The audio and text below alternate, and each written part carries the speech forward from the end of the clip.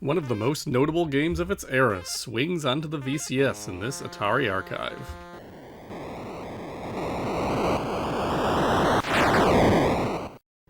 As a quick aside, I messed up my schedule a bit. While there are a couple newspaper ads for Pitfall at the tail end of August, most sources indicate it started hitting store shelves September 1st, alongside Mega Mania. On the basis of those handful of ads, I'm keeping it where it is in the series, but most folks would only have seen it the following month.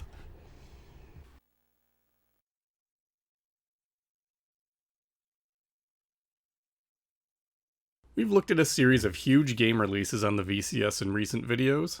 The massively successful home conversions of Defender, Donkey Kong, Berserk, and Frogger, well regarded and popular original games such as Atlantis, Demon Attack, Yar's Revenge, and Empire Strikes Back, and the VCS port of Pac-Man, which by far was the most popular game to ever grace the hardware. But dare I say it, today's game might be more important than any of those in the broader context of game history, while also being one of the best sellers of the 1980s in general. For with Pitfall, David Crane evolves the concepts behind the run-and-jump platform game beyond anything seen before.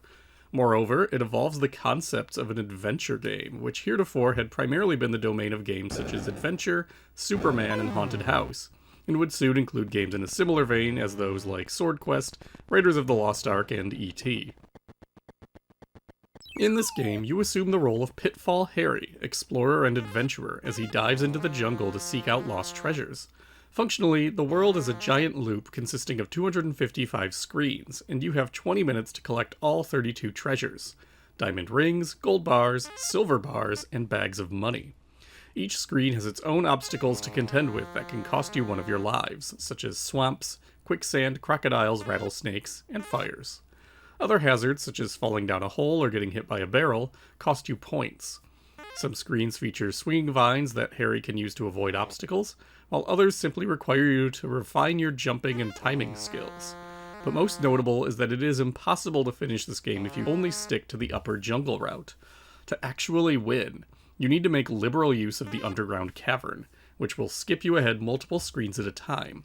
Down there, you have to avoid scorpions while also potentially being blocked by brick walls, but once you've mapped out these routes, you can finish the game with entire seconds to spare if you're fast enough.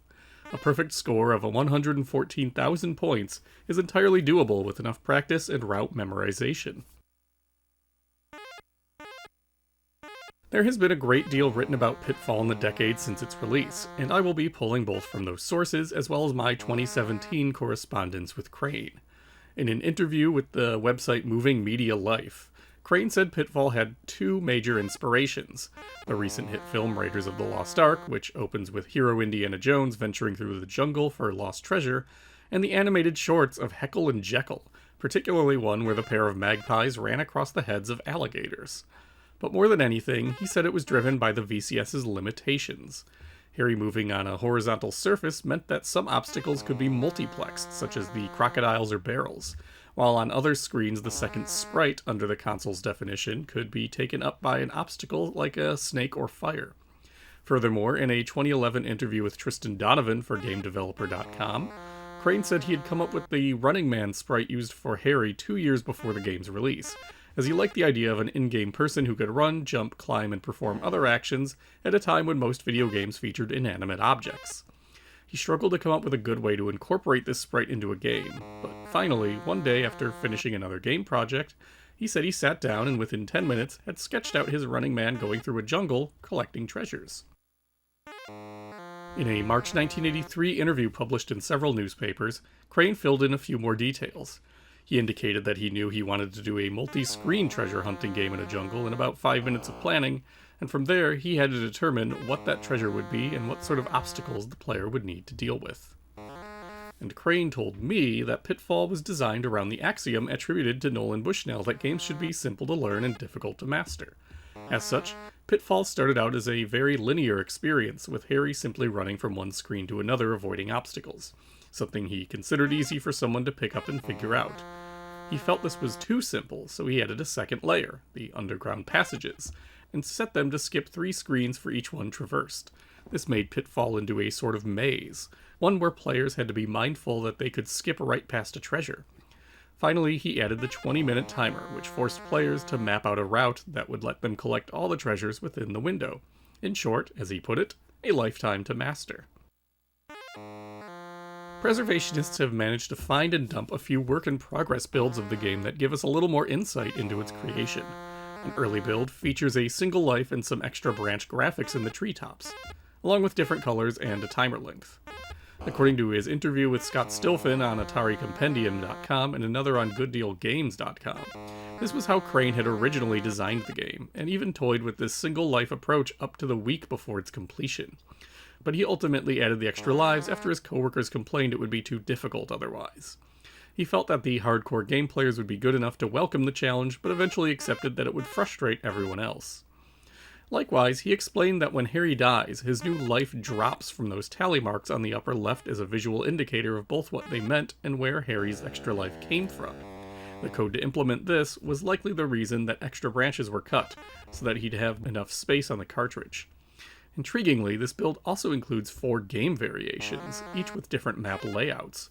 The final game eschews variations entirely, something Crane told me he never liked having in his VCS games, preferring instead to just make one very solid singular experience. Another build has the correct colors and removes the extra variations, but not all the graphics and animations have been fully implemented. The tunnels don't have brick walls to block them off, and the timer is broken. A third late beta with an unusual 1983 date on the label gives a Harry unlimited time and lives, making it likely a debugging version.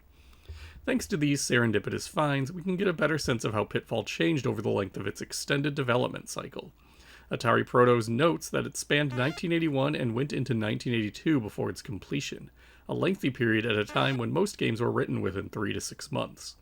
In his newspaper interview, Crane added that the last 10% of developing a game was the hardest part, and that if a game took longer than the usual 3 to 6 months to finish, he was fine with waiting to ensure that something good was going out.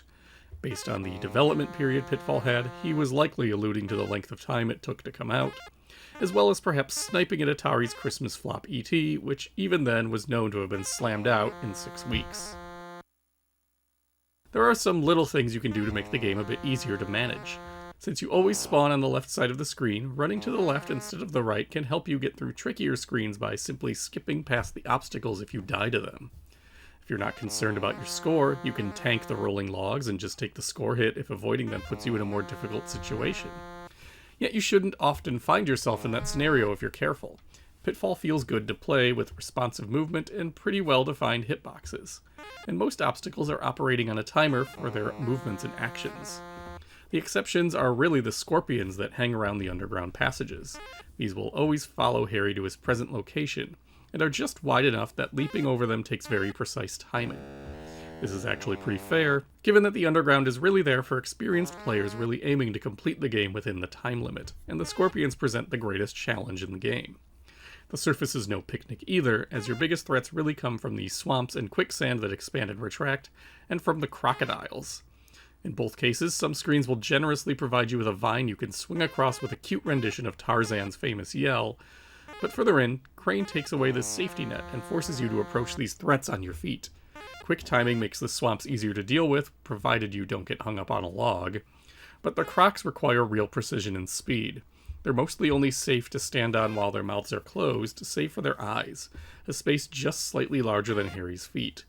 If your timing is perfect, you can jump across all 3 in one cycle, but there's certainly no shame in taking them 1 or 2 at a time, depending on your comfort level. The rattlesnakes and bonfires aren't terribly threatening given that they are simply stationary objects, but you still have to time your jump properly to leap over them safely. Coupled with holes to jump over and treasures to pick up, Crane takes this fairly small array of obstacles and threats and remixes them into a pretty entertaining world, where you never quite know what the next screen will hold until you really get into the experience. But while you can play this as a straight side-scrolling run-and-jump romp and have a good time with it, ultimately, this is less a game of platforming skill than it is an adventure, in the vein of Haunted House, Superman, or, well, Adventure. And as such, mapping and routing your path is the real key to getting the most from the experience. The brick walls underground can really only be skipped by entering the passageways at the right screens, so a great deal of trial and error, or a good map downloaded off the internet, is really required to find the best way through. Once you collect the last treasure, or if the timer runs out, the game freezes. That there is no real ending is disappointing, but not surprising for the era. It is a bit unclear what you could really get out of a 4K cartridge packed with content like Pitfall. I do need to call special attention to the sheer immensity of this game world. The game featuring 255 individual screens with 2 separate connective paths is absolutely boggling for a 1982 release outside of expensive computers. The game worlds for a Superman Adventure consisted of only around 21 and 30 screens respectively, while Haunted House had around 24, albeit with vertical scrolling. All this, with the graphical fidelity Activision had become renowned for, really put Pitfall in another level of existence for the adventure genre on the VCS, or indeed anything else on consoles. Some games such as Raiders of the Lost Ark and the Intellivision game Advanced Dungeons & Dragons may surpass those older works, but certainly they're in a tough competition with Crane's game. Unsurprisingly, for a work quite unlike any other on the market, Pitfall was heavily praised in reviews. Video Game Update gave it 4 stars for gameplay and graphics in its September issue, indicating it was a tough challenge and one that wouldn't disappoint the company's fans. In Arcade Express, Joyce Worley declared that it was likely the best adventure game on the VCS, with varied gameplay and great animations. When Electronic Games itself got around to reviewing it later that year, Bill Kunkel and Arnie Katz agreed with her assessment, enjoying the 3/4 perspective, the array of challenging screens to clear, and the wonderland created by Crane. Logical Gamer likened it to the Saturday morning matinees popular 20 years prior in video game form, praising the challenge and the spectacular graphics for the VCS. While they noted it was easy to play, it was certainly not easy to complete, and openly questioned how often Crane himself had managed to do it. Electronic Fun with Computers and Games considered it an adventure game fit for people who hated them thanks to its action-oriented mechanics, with outstanding graphics and complexity. Video Games felt that it was clean, colorful, and innovative with some shades of Donkey Kong's mechanics, but with nary a monkey in sight. Rawson Stovall wrote that his only complaint is that the jungle looked too neat, like a city park, and was otherwise fun to play. In the Fort Worth Star-Telegram, Lou Hudson indicated that he was a little disappointed, but his teenage technical advisors adored it, leaving him with a mixed result of suggesting readers watch someone play it before picking it up for themselves. It also won awards. Electronic Games gave it the award for Best Adventure Video Game in its annual Archie Awards, praising the graphics and complexity, yet basic playability, of Activision's first adventure-style game. In January 1983, Video Game Update gave David Crane its Designer of the Year award for excellence on Pitfall, and the game itself won their #1 Seller award. It also won the runner-up prize for Video Gaming Illustrated's award for Best Atari 2600 game, losing out only to fellow Activision release Mega Mania. Billboard gave it their Best Video Game Marketing, which, to be fair, the TV commercial with a young Jack Black has managed to persist as a well-regarded piece of advertising, to say nothing of print media and other efforts. In the Australian periodical Score, Activision's president Jim Levy remarked that they centered David Crane himself in the game's advertising, given his name recognition off of popular works like Dragster, Grand Prix, Freeway, and Fishing Derby, which went over extremely well for the company. On a related note, in early 1983, Activision ran a Pitfall treasure hunt contest in 8 major US cities. I haven't found too many details about this one other than what was printed in Electronic Games, which indicated that participants had to clear obstacles similar to those in the game as they followed a route to treasure, with $40,000 worth of prizes for the winners. Of all the video game-related contests companies were running at this time, this might actually be the most inventive and strangest. Like most of Activision's games, Pitfall also had a patch you could win with a high enough score. With 20,000 points, you could send in a photo to join the Explorers Club, an effort that really would require mapping out the game world to at least some degree. Video Game Update suggested that this was Activision's biggest club, which checks out with its sales figures. Because in short order, Pitfall became Activision's best-selling cartridge. Logical Gamer reported in its November issue that Pitfall had shot up to the Billboard Top 10 in sales during its first week, the only time that had happened to that point. Electronic Games saw it skyrocket to the top of its popularity poll with the readers the first month it was eligible, and later reported it had been one of the best-selling games since its debut in 1982 through the first quarter of 1983. A column in the Salisbury Post newspaper from the New York Times Newswire indicates that Pitfall had topped the Billboard charts for 7 weeks straight as of late February. Further on, in an interview with Activision President Jim Levy in Antic's June 1984 issue, Levy said that Pitfall had sold 3.5 million copies worldwide to that point. It's unclear if this includes the conversions to other platforms, or just the VCS original, but given the VCS's dominance and the extended length of time it took until those other ports were available, it's likely that the VCS accounts for most of them. And Pitfall was very much available for any platform that had the capacity to run it and the user base to make it worthwhile, eventually. Crane himself wrote the Intellivision version of Pitfall, which debuted in November 1982, and hews quite closely to the VCS game in terms of visual design, audio, and play mechanics. This reviewed about as well as the Atari edition because of it, save for some disappointment that it didn't take advantage of what the Intellivision was able to do graphically. Jumping ahead a year and a half, Crane's masterwork started showing up in other platforms as well. The ColecoVision in February 1984, the 5200 and Atari 8-bit computer line in March, the Commodore 64 in June, and the MSX computer, outside of the US, in September. These all played like the Atari VCS Pitfall, but all took advantage of their respective platforms' capabilities far better than the Intellivision did, likely owing to a shift within Activision away from trying to make their games look similar between systems. Meanwhile, Pitfall became a cross-media sensation, with Pitfall Harry joining the roster of the Saturday Supercade animated series in 1983, with a fresh cast of characters to join Harry like his niece Rhonda and Quick Claw the mountain lion. The video game also became a board game, with Milton Bradley successfully licensing it out and releasing it later that same year. In both cases, this was the only home game I'm aware of to get that sort of treatment at a time when coin-op games were popular targets for licensing. Crane told me he had always intended to make many versions of Pitfall. He successfully produced Pitfall 2: The Lost Caverns for the Atari VCS, which debuted in 1984. This wildly forward-thinking game did away with lives entirely, instead relying on a checkpoint system that would send players back at the cost of their points every time Pitfall Harry took a hit. Crane even developed the DPC expansion chip used in Pitfall 2, which he said was intended to push out the VCS's obsolescence for a few more years by providing additional graphics processing power and musical capabilities. To that end, Crane utilized the theme song to the Saturday Supercade cartoon and had it play a couple different variations based on you either picking up a treasure or getting sent back to a checkpoint. By any rights, Pitfall 2 should have been a smash hit that radically affected home game design the same way the original had.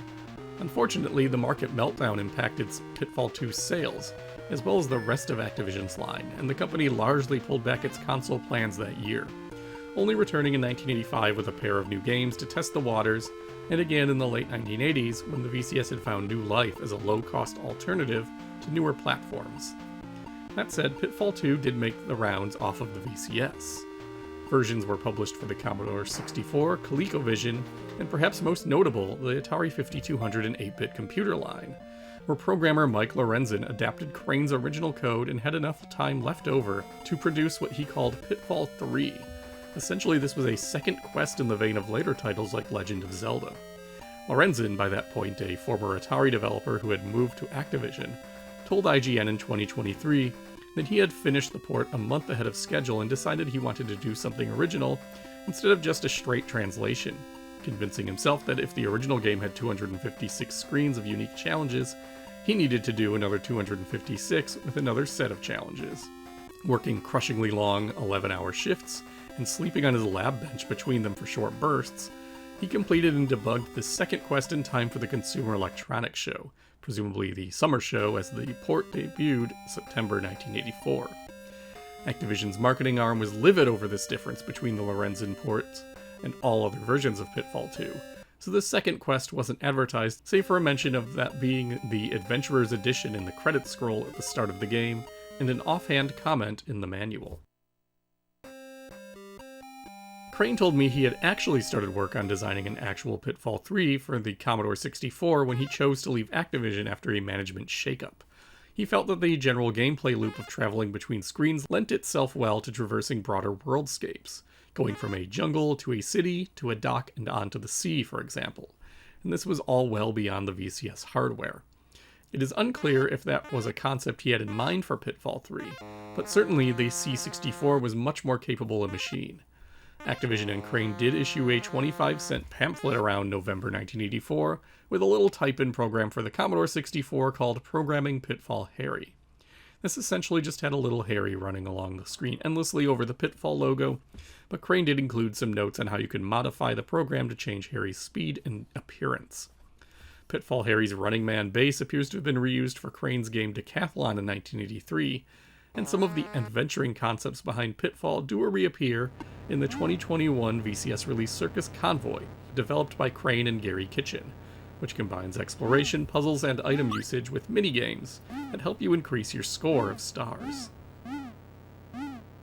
Pitfall's legacy extended into Japan, however, where Sega licensed its sequel for an arcade release in 1985 with a subsequent home conversion of that to their SG-1000 game console. Arcade Pitfall 2 did away with the checkpoint system and the more open-ended exploration approach used there, in favor of something more aligned with getting people's coins. Instead, you have lives, defined levels to explore and traverse, and a fairly strict timer. Perhaps more interestingly, the Japanese book Denshi Yugi Taizen TV Games, written by game developer Tsunekazu Ishihara and published in 1988, indicates the author saw a connection between Pitfall and Namco's Pac-Land, the game that in turn inspired Super Mario Bros., but it is unclear at this time to what extent Pitfall served as an influence on Namco's arcade platformer, or what his reasoning was. It is nonetheless fascinating to consider that Pitfall is 3 years removed from both Superman, the first console adventure game, and Super Mario Bros., which builds on various aspects of Pitfall's play experience, notably the side-scrolling nature and the discovery required to succeed in the game world. These sorts of speedy game design shifts come off as a strange 20th century relic in 2025, but truly the VCS was not the same system in 1982 that it was in 1977 or that it would become in 1985, even if the hardware itself hadn't changed.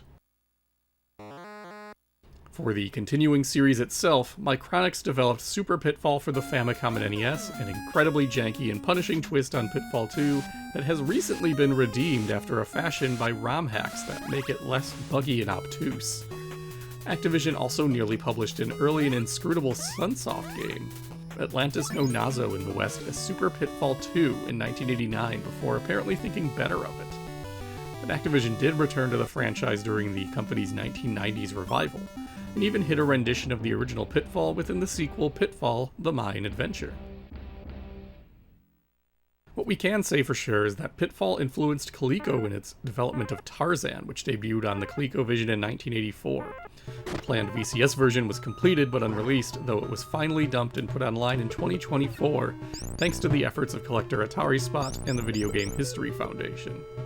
Tarzan was designed by Lawrence Schick, then of Coleco, and programmed by the staff at 4D Interactive Systems for the ColecoVision and by a team of developers at James Wickstead Design Associates for the VCS.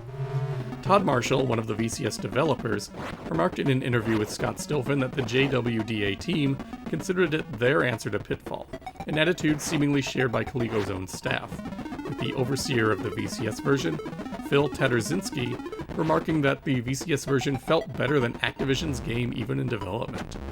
Tarzan itself featured some design elements in common with both Pitfall and Pitfall 2, the latter likely a case of convergent design, as Tarzan is similarly unable to die due to a mandate from the Edgar Rice Burroughs estate. But it was no less ambitious on either platform, and it is a standout run-and-jump game before the era of Super Mario Bros. Even if we can't necessarily draw a direct line between Pitfall and the eventual dominance of platforming games in the later part of the 80s and 90s, it is undeniable that this is one of the absolute highlights of the VCS library. The longevity of Pitfall as a franchise through ups and downs at a time when very few other console games could make the same boast really underscores just how major a release this was, and its popularity makes it one of the games that is truly synonymous with the VCS heyday and early 80s gaming in general. This is a very strong contender for the best game on the platform, and it's just as fun and playable today as it was back in the August of 1982.